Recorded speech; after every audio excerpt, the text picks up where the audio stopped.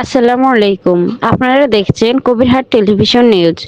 লক্ষ্মীপুর জেলার রায়পুর উপজেলায় কবিরহাট টেলিভিশন ও কবিরহাট অনলাইন নিউজের 50,000 ফলোয়ার পূর্তি উপলক্ষে এক জাঁকজমকপূর্ণ ইফতার মাহফিল অনুষ্ঠিত হয়েছে। উক্ত অনুষ্ঠানে প্রধান অতিথি হিসেবে উপস্থিত ছিলেন রায়পুর উপজেলা বিএনপির সিনিয়র সহ সভাপতি জনাব সালেহ আহমদ। প্রধান মেহমান হিসেবে উপস্থিত ছিলেন বামনী ইউনিয়ন বিএনপির সভাপতি আলমগীর হোসেন সুপার।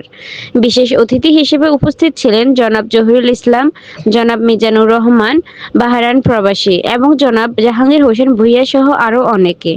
এছাড়াও আমন্ত্রিত অতিথি হিসেবে উপস্থিত ছিলেন জনাব নাজিম উদ্দিন, জনাব জাহাঙ্গীর হাওলাদার, জনাব হিমেল খান এবং জনাব Zakir Hossain, managing director Kabirhat television. অনুষ্ঠানে সভাপতিত্ব করেন কবিরহাট টেলিভিশনের সম্পাদক ও পরিচালক সিনিয়র সাংবাদিক রেজাউল করিম হাওলাদার। অনুষ্ঠানটি সঞ্চালনা করেন জনাব শাহাদাত হোসেন মৃদা। ইফতার মাহফিল দেশ ও জাতি মুসলিম উম্মার শান্তি, সমৃদ্ধি ও কল্যাণ কামনা করে বিশেষ দোয়া করা হয়। এতে শেষ করছে আজকের সংবাদ। Kabirhat television news. ধন্যবাদ।